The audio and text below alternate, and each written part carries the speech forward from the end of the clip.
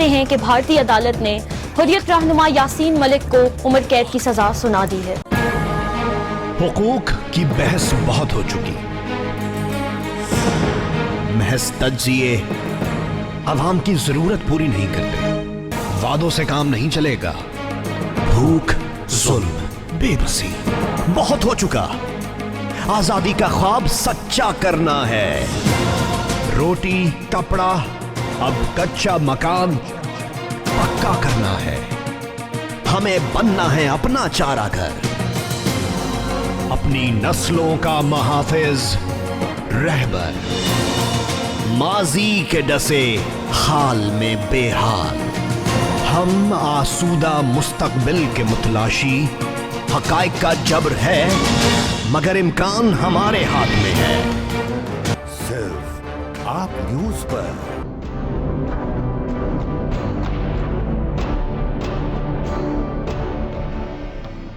السلام علیکم، آپ کی ہوسٹ شہزین صادق آپ کی خدمت میں حاضر ہے۔ ناظرین، جب بھی الیکشنز کا دور آتا ہے تو ہمارے ہاں اوورسیز پاکستانیوں کا ذکر تو کیا جاتا ہے مگر مائنورٹیز کو اس طرح سے یاد نہیں کیا جاتا جس طرح سے کرنا چاہیے۔ یہ بھی ہمارے ملک کا ہی حصہ ہیں، لیکن یہ 1 کروڑ کی عوام کبھی بھی اپنے طریقہ انتخابات سے مطمئن نہیں نظر آئی۔ ہم نے آج تک کسی ٹی وی چینل کو بھی اس بات کی طرف دھیان دیتے نہیں دیکھا۔ اسی موضوع پر بات کرنے کے لیے میرے ساتھ اسٹوڈیو میں موجود ہیں پی ٹی آئی کے سینئر رہنما بابر شہزاد گوشی، ساتھ ہی ہمارے ساتھ لائن پہ موجود ہیں مائنورٹیز کے مصنف سر اعظم معراج، جنہوں نے مائنورٹیز پہ بہت سی کتابیں لکھی ہیں اور ان کی اعلیٰ ظرفی تو یہ ہے کہ یہ اپنے آپ کو رضاکار کہتے ہیں۔ سر اعظم صاحب، میں سب سے پہلے آپ کی طرف آؤں گی۔ آپ نے حال ہی میں مائنورٹیز کے ایک مسئلے پر مکالمہ لکھا ہے، کیا آپ ہمارے ناظرین کو بتائیں گے کہ اس مکالمے میں کیا ہے، کیا مائنورٹیز کو مسئلہ چل رہا ہے؟ جی شکریہ شاہین، آپ کا بہت بہت شکریہ کہ آپ نے اس انتہائی اہم موضوع کو اس قابل جانا کہ اس پر بات ہو، جس پر کہ کوئی ہمارے ٹی وی اینکرز اور کوئی ہمارے جو بڑے لیڈر ہیں وہ بھی بات نہیں کرتے، تو اس کے لیے آپ کا بہت شکریہ، آپ کی پوری ٹیم کا، آپ کے ٹی وی چینل کا۔ دیکھیں جی، اس کو اگر ہم مختصر، یہ میں نے پاکستان کی مذہبی اقلیتوں کے لیے دوہرا ووٹ کیوں ضروری ایک مقالہ لکھا ہے، کوئی 50 صفحات کا۔ اس میں پورا اس کو ریویو کیا ہے 75 سال میں پاکستان کی مذہبی اقلیتوں کے پر کون کون سے انتخابی نظام تھوپے گئے، اور اس میں کیا، کس میں خوبی تھی، کیا خامی تھی۔ اگر ہم اس کا مختصر جائزہ لیں تو کیا ہمیں پاکستان سے لے کر اب تک کچھ 6 دفعہ 3 مختلف نظام جو ہیں وہ اپنائے گئے، جس کے ذریعے اقلیتی جو ممبران قومی اسمبلی اور صوبائی اسمبلی، خیر تو نہیں، خیر اس کا تو وہی جو طریقہ ہے دوسروں کا، لیکن قومی اور صوبائی اسمبلی کے ممبران اور دوسرے جب کبھی ضلعی حکومت بنتی ہے یا یو سی وغیرہ، یہ سب سے پہلے جداگانہ طریقہ انتخاب تھا۔ اس کے بعد پہلی 2 دفعہ جو اسمبلیاں بنی 46 سے کوئی آپ سمجھیں کہ 54 تک جو اسمبلیاں چلی، اس میں جداگانہ طریقہ انتخاب تھا۔ اس کے بعد 62 سے لے کے 69 تک جو اسمبلیاں بنی اس میں مخلوط تھا۔ اچھا، مخلوط میں یہ ہوتا ہے کہ ڈائنامکس ایسے ہیں پاکستان میں، جو غیر مسلم آبادی ہے وہ کسی ایک جگہ سیٹل نہیں ہے، وہ پاکستان کے تقریباً ہر حلقے میں، جو کہ تقریباً اس وقت 874 حلقوں میں آباد ہے، تو اس میں کوئی بھی بندہ جیت ہی نہیں پاتا، چند ایک مسالوں کے علاوہ کوئی بندہ جیت نہیں پاتا۔ اور جداگانہ میں بالکل وہ معاشرے سے کٹ جاتے ہیں، قومی سیاست سے کٹ جاتے ہیں، اور وہ بالکل ایک جیسے پرانے زمانوں میں شودر تھا اس طرح کا سلسلہ بن جاتا ہے۔ 1970 کے الیکشن جب پہلی دفعہ 1 مین 1 ووٹ ہوا تو اس میں ایسٹ پاکستان اور ویسٹ پاکستان سے صرف ایک صاحب نیشنل اسمبلی کی سیٹ جیت سکے، جن کا نام تھا راجا تیری دیو، اور پھر سپوت ڈھاکہ ہو گیا، تو وہ ظاہر ہے ان کا حلقہ انتخاب وہاں رہ گیا اور وہ خود پاکستان آ گئے، اور ایک صوبائی اسمبلی سندھ اسمبلی سے رانا چندر سنگھ نے ایک سیٹ جیتی۔ تو یہ یعنی جب مکس الیکشن ہوتا ہے جس میں 1 مین 1 ووٹ، تو پھر جو غیر مسلم پاکستانی ہیں उनकी मजहबी शनाख्त पर उनको रिप्रेजेंटेशन ही नहीं मिलती। उसके लिए पाकिस्तान के मसीहों ने 1972 में एहतजाज किया, गोली चली, 2 लोग शहीद हुए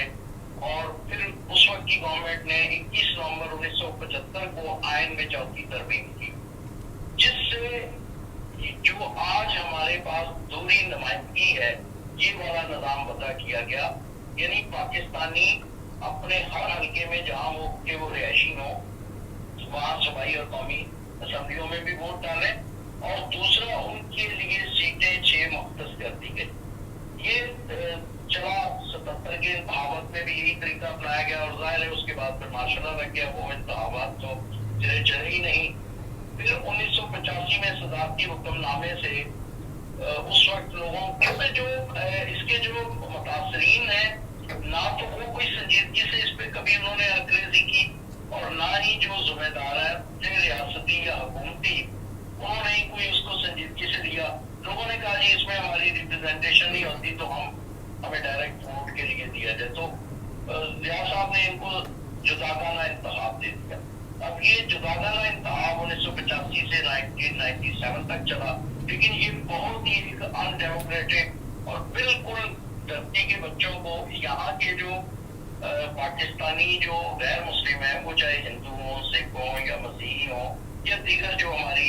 मिनॉरिटीज हैं वो सारे इसी धरती के बच्चे हैं और वो किसी भी दूसरे शहरी से कम नहीं है। लेकिन इस जुदागाना इंतखाबात में उनको बिल्कुल सोसाइटी से काट दिया गया। इसमें खूबी जरूर थी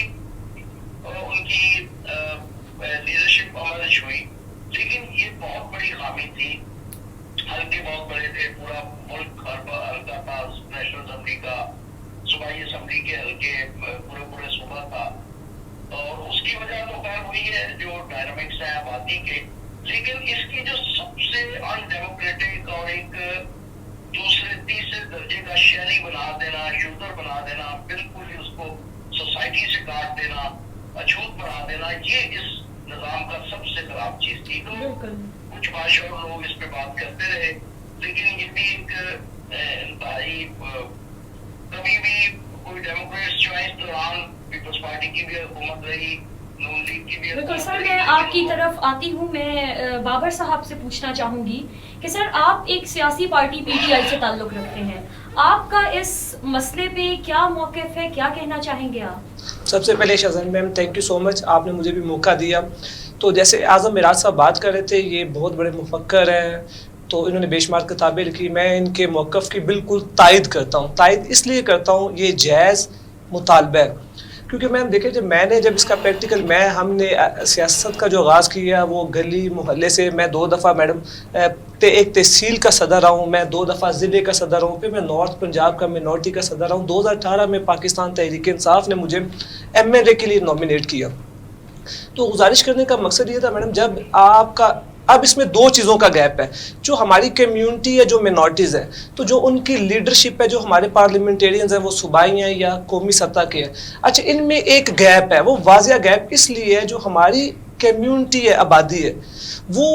MNA MPs को तस्लीम नहीं करते। उनके नज़दीक ये है कि इन्हें सिलेक्ट किया गया है, ये हमारे वोटों से नहीं आए, ये हमारे इसलिए नहीं है क्योंकि हमने इन्हें वोट नहीं दिया। वो इस तनाजुल में देखते हैं कि ये पार्टी की स्वाबदीद है, तो ये पार्टी ने हम पे मुसल्लत कर दी है, ना कि ये हमने चुन के लाया। हालांकि मैम देखें ना, मुझ पे पार्टी ने 2018 में बहुत मेहरबानी की, मुझे पार्टी ने MNA लिस्ट में, प्रायोरिटी लिस्ट में, इलेक्शन कमीशन में जमा करवाई, तो मेरा उसी लिस्ट में नाम था MNA के। लेकिन इसके बावजूद जब मैं पब्लिक को देखता हूँ, अपने लोगों को देखता हूँ, मुख्तलिफ लोगों में बैठता हूँ, तो लोगों में यही एक कन्फ्यूजन है। अच्छा मैम, 2000 की दहाई में एक बल्दियात का इलेक्शन एक्सपीरियंस किया हमने, उसमें जो वोट्स के थ्रू हमारा जो नुमाइंदा था बल्दियात लोकल सतह पे, उसको चुना जाता था। तो आप यकीन करें मैडम, गलियों में, महल्लों में एक अजीब सा ईद जैसा समा था, लोग इतने खुश थे, बहुत मज़ा था। अच्छा, तो वो जब वो लोग बने, लोगों को उन पे मान था, लोग समझते थे कि ये हमारे लीडर्स हैं, हमने इन्हें वोट दी है, ये हमारे वोट से कौंसलर नाज़म मुंतखब हुए हैं, उनकी उनसे एक्सपेक्टेशंस थी, और वो बड़े मान से, बड़े रोब से और गिले से बात करते थे। लेकिन जो अब उस पर देखने में बहुत ज़्यादा कमी आई है। बिल्कुल आज़म साहब, मैं आपकी तरफ आती हूँ। आप क्या समझते हैं कि हमारे मुल्क में ओवरसीज़ के वोट्स को ज़्यादा अहमियत दी जा रही है एज़ कम्पेयर टू माइनॉरिटीज़ के वोट्स? देखिए शालीन, अगर आप इजाजत दें तो मैं ये पहले बात मुकम्मल कर लूँ, जी सर। क्योंकि तारीख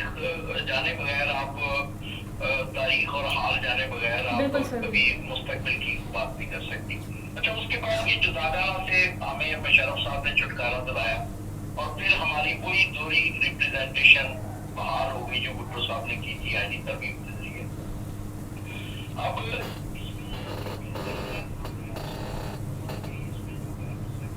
शहरी हैं वो, उसके जाहिर है कि उनको दोहरी मजहब के नाम पे भी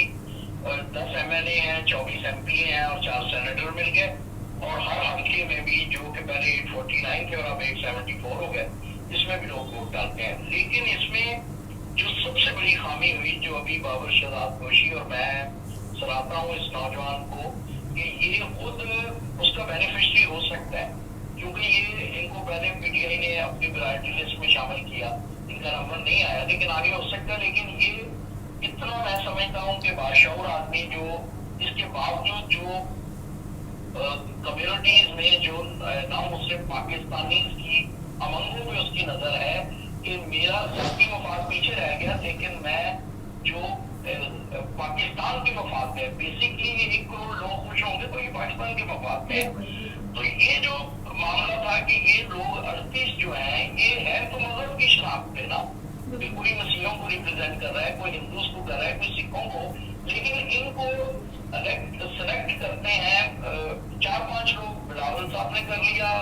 इमरान खान साहब ने कर लिया, शहबाज शरीफ साहब ने कर लिया, मौलाना फजल रहमान साहब ने कर लिया, मकबूल सिद्दीकी या बलूचिस्तान से हमारे दारा बेंगल साहब ने कर लिया। तो ये जो एक इसमें हो गई है थोड़ी रिप्रेजेंटेशन माइंड, लेकिन इसमें जो तरीके है वो मुआशरे में अक्सर खुशामद और मेरिट का कतर है, सबसे बढ़कर मेरिट का कतर है कि अब उसमें टिकट तो जाहिर है फिर उसको मिलता है, इसमें किसी ने आपने किसी मशीर को खुश कर लिया, कुछ कर लिया, तो ये एक बहुत ही बेचैनी पाई जाती है। अगर हम इसको समराइज करें तो 3 दफा मखलूत, जुदागाना और मखलूत और मुनासिब नुमाइंदगी जो आज है, इन तीनों की से कभी भी जो मिनॉरिटीज हैं वो मुतमईन और खुश नहीं हुई। मैं समझता हूँ कि मिनॉरिटीज तो देखें जो वो लेस प्रिविलेज लोग हैं मोस्टली, उनमें चंद हिंदू खानदानों को निकाल के, तो जो हमारी दानिश्वर अशराफिया है पाकिस्तान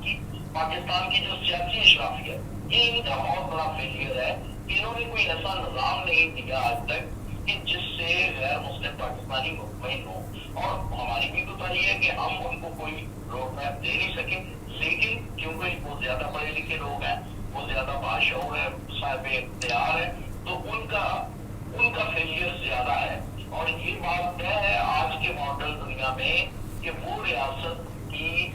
एक कामयाबी की ये एक इशारिया माना जाता है कि जिस रियासत के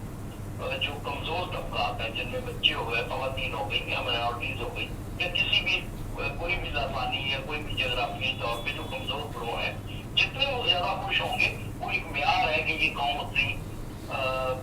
खुशहाल है, ये कौम उतनी तहजीब याफ्ता है, तरक्की याफ्ता है। तो अब आते हैं इस तरफ के आपने जो सवाल किया कि ओवरसीज पाकिस्तानी, ये देखें कि ये इसको अगर हम स्लैंग में गए तो बाप बड़ा ना भैया सबसे बड़ा रुपया, तकरीबन 2023 तक एक